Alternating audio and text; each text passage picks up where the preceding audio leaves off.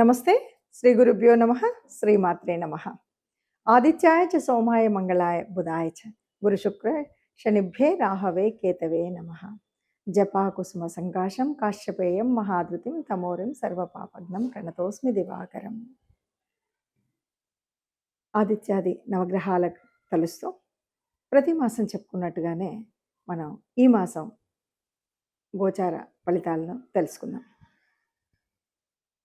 మార్చి 2026 గోచార ఫలితాలు ఎలా ఉంటాయి అని తెలుసుకోవడానికి ముందు ఇక్కడ ఈ మార్చికి మాత్రం ఒక ప్రత్యేకత ఉంది. ఎందుకంటే సగం మాసం వరకు సనాతన ధర్మంలో మనం చెప్పుకున్నటువంటి మన పండగ, మన తొలి సంవత్సరాది ఏదైతే ఉందో, తొలి ఉగాది ఏదైతే ఉందో అక్కడి నుండి చెప్పుకోవాల్సినటువంటి పంచాంగం, అక్కడి నుండి వినవలసినటువంటి ఫలితాలు ఏవైతే ఉన్నాయో అది ఈ మార్చి మాసానికి వచ్చేసరికి ఒక 15 రోజుల వరకు దాదాపుగా 19వ తారీఖు ఉగాది వస్తుంది కాబట్టి అక్కడి వరకు విశ్వావసు నామ సంవత్సర ఫలితాల్లో ఉండి ఆ తర్వాత మనకి పరాభవ నామ సంవత్సరం మొదలవుతుంది. ఇది కాస్త 2 అంటే కొత్త పాత 2 సంవత్సరాలను కలుపుతూ ఉన్నటువంటి మాసంగా మనం ఈ మార్చి మాసాన్ని చెప్పుకోవచ్చు.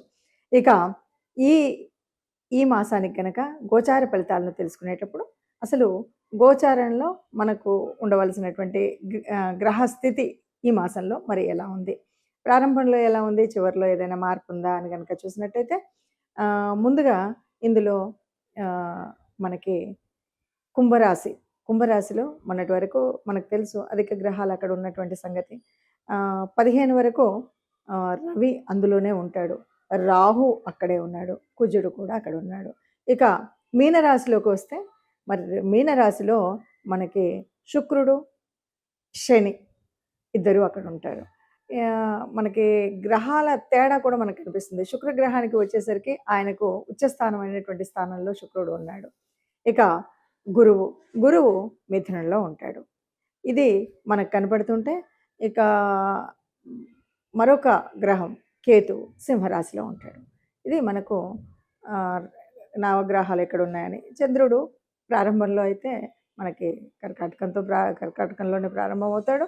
సరే, మరి ఈ రకంగా ఉన్నటువంటి గ్రహాలు ఇలా ఉన్నప్పుడు మరి ఒక్కొక్క అంటే 12 రాశుల వారికి గోచార ఫలితం ఎలా ఉంటుంది, ఈ గోచార ఫలితం వల్ల ఈ నెల రోజులు ఈ మాసం అంతా కూడా మనం చేసుకోవాల్సినటువంటి జాగ్రత్తలు ఏంటి, పరిహారాలు ఏంటి, లేదా మనం ఉన్నటువంటి అంటే యోగించేటువంటి గ్రహాల యొక్క అనుకూలత ఉన్నప్పుడు మనం ఇంకా అభివృద్ధి కోసం చేయవలసినటువంటి పనులేంటి, ఇలా మనం చూసుకోవడానికి. నిజంగా జాతకంలో చెప్పినట్టు జరుగుతుందా? అసలు జాతకాలు ఇంతమంది చెప్తున్నారు, మరి అందరి జీవితాలు చూస్తే బయట ఇలా ఉన్నాయి అనేవాళ్ళు చాలా ఎక్కువగా ఉన్నారు. నిజానికి జాతకం అంటే జాతకం మనకు తెలుసు కాబట్టి ఈ జాతకంలో జరిగినట్టు ఇలాగే జరుగుతుందని జన్మ జాతకం వల్ల కానీ మీరు గోచార రీత్యా కానీ నిజంగా చెప్పడం అనేటువంటిది అంత సులభమైనటువంటిది కాదు, అది నిజమైనటువంటిది కాదు. ఎందుకు అంటే మనకు గోచార ఫలితం ఉన్నప్పుడు కూడా ఎట్లా ఉంటుంది అంటే ఒక రకంగా చెప్పాలంటే ఏదైనా కష్టం వచ్చినప్పుడు ఆ కష్టాన్ని తట్టుకోవడానికి ఓ సహాయం చేసేటువంటిది, ఆ కష్టాన్ని తప్పుకొని కొద్దిగా ముందుకు వెళ్ళడానికి మనకు కావాల్సినటువంటి ఒక చేయూతనిచ్చేటువంటి ఒక మార్గదర్శనం చేసేటువంటిదే. అలాగా జాతకం కూడా అంతే. మనం ముందు తెలుసుకోవడం ఎందుకు అంటే ఈ కష్టం రాబోతుంది కాబట్టి ఇలా ఉండకండి. ఆ కష్టం ఎందుకు వస్తుంది?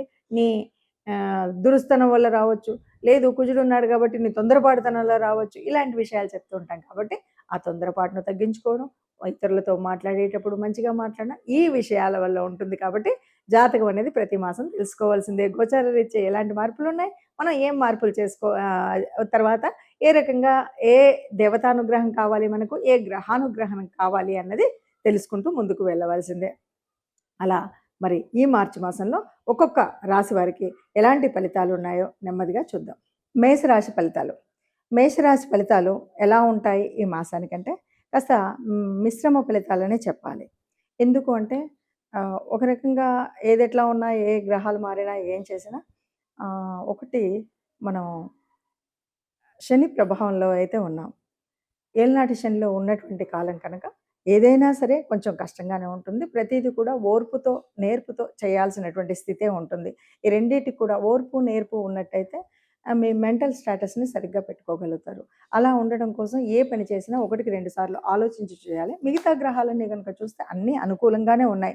అనుకున్న పనులు ఏదైనా సరే కొంచెం ఓపికగా ఒకటికి 2 సార్లు ఆలోచిస్తే ప్రతి పనిని కూడా మీరు సరిగ్గా సక్రమంగా పూర్తి చేయగలుగుతారు. అయితే కొన్నిసార్లు ఎట్లా ఉంటాయంటే ఆ పని నేను చేయగలుగుతానా అన్నట్టుగా ఉంటుంది. కానీ ఒకటి పట్టుదలతో గనక మీరు పూర్తి చేస్తే సరిగ్గా ఉంటుంది.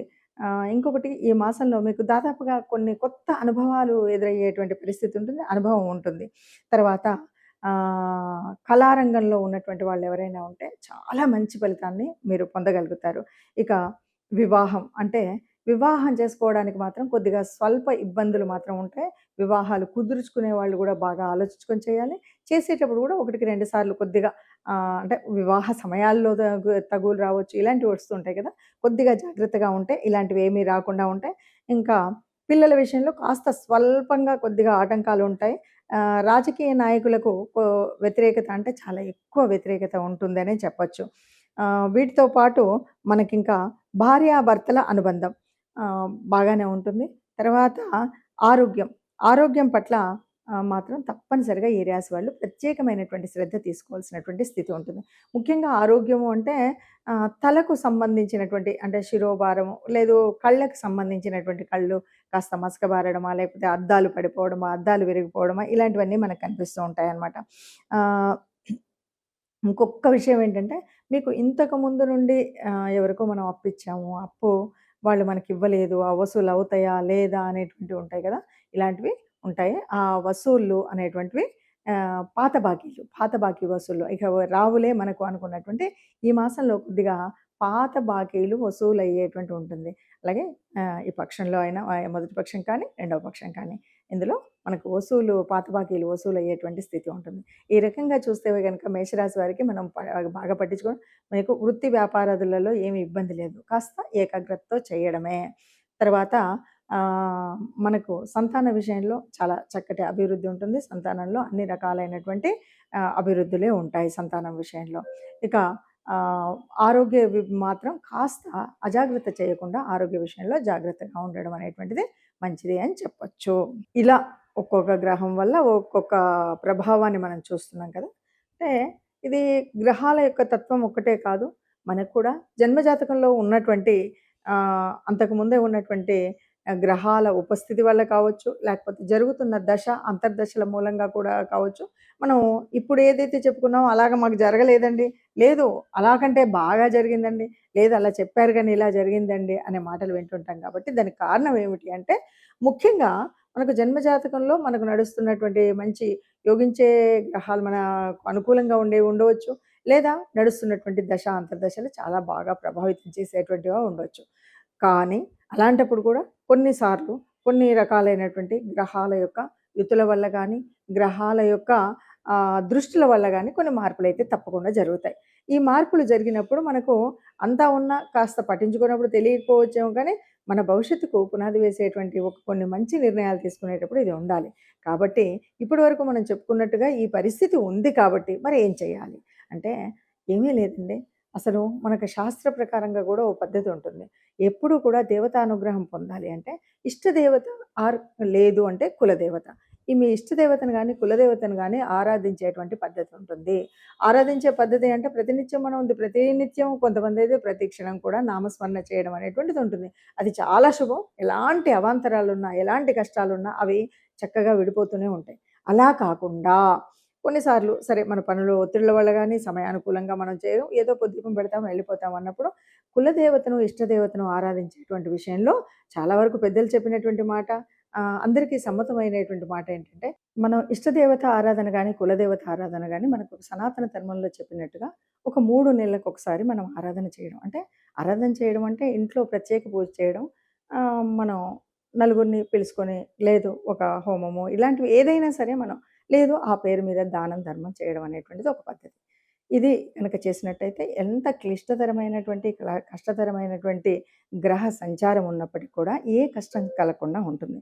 ఇక ఈ నెలకు కనుక మనం ఆలోచించినట్టయితే, ఈ నెలలో ప్రత్యేకించి మనము ఆహ్, ఆహ్, పూజించవలసినటువంటిది, ఆరాధించవలసింది ఎవరిది అంటే, ఇది వసంత ఋతువు వస్తుంది.